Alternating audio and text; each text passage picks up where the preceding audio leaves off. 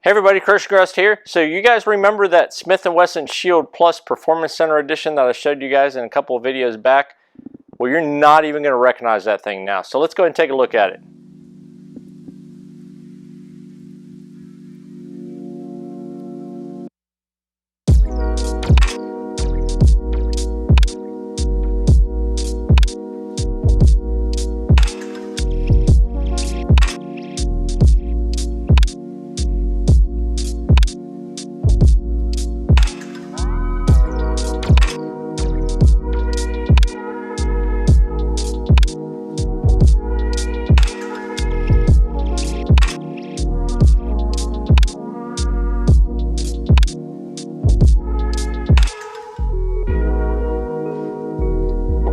Alright, so there you have it. This is the Smith & Wesson Performance Center Shield Plus that I showed you guys in the previous video. And as you can see, it definitely looks considerably different than it did prior to. So first things first, I'll do a quick breakdown of what I did exactly to this pistol. The very first swap out was, of course, an Apex Enhancement Kit from Brownells, and unfortunately they are yet to manufacture this trigger in the anodized purple, unfortunately. So I did contact Apex to see if that was something that was on the radar. So you guys might have seen a previous video on a Smith & Wesson Performance Center Shield, the Gen 1. I did upgrade to the purple trigger on that one. That's actually my wife's pistol. This here was actually a surprise pistol build from my brother-in-law for my sister.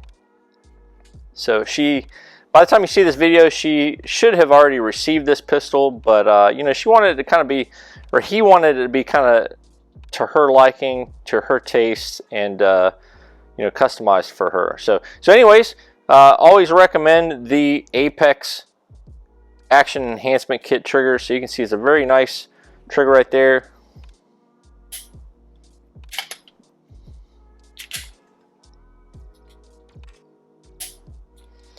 Much nicer than the original trigger. The second thing that had to be upgraded was the sights. So this thing comes with some very, I don't want to say cheaply made, but they're fiber optic sights, and I'm just not a fan of fiber optic sights. So went ahead and swapped out for some True Glow 3-dot night sights here. And the other thing that added to this pistol was a set of purple grips from Handle It Grips. And one thing that I did have to do, you might be able to see here, I did have to modify that grip panel to display the serial number of the pistol. So that's something to keep in mind if you are purchasing a set of Handle It grips.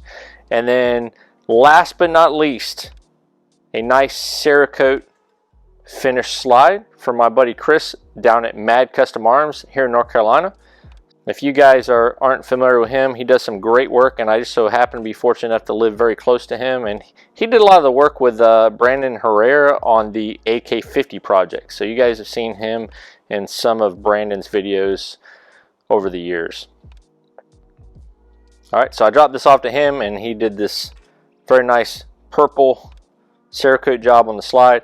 And it doesn't quite match the grips, but I kind of like the little bit of two-tone here. And the grips, you know, I'll be honest, these grips may end up, you know, depending on how much solvent and sweat and stuff you get on here, these things may have to be replaced at some point anyway. So, you know, it wasn't a big deal if they didn't match 100%. But anyways, I think it looks pretty good. What do you guys think about this pistol build, how it turned out? Definitely a female style color on here. However, I'll tell you what, I'm kind of jealous of how this thing turned out. Even though I'm a dude, purple I think looks pretty cool at times. My favorite color is blue, and purple is kind of just a different shade of blue. Alright everybody, I appreciate you watching today's video on this Smith & Wesson Performance Center Shield Plus that's been modified with the stuff you see here. If you're interested in any of these components or other components, definitely check out my link tree down below in the description box. Head over to my friends over at Brownells, and they'll hook you up with whatever you need if you're interested. I appreciate everybody watching and subscribing, and I will catch you all in the next video. Y'all take it easy.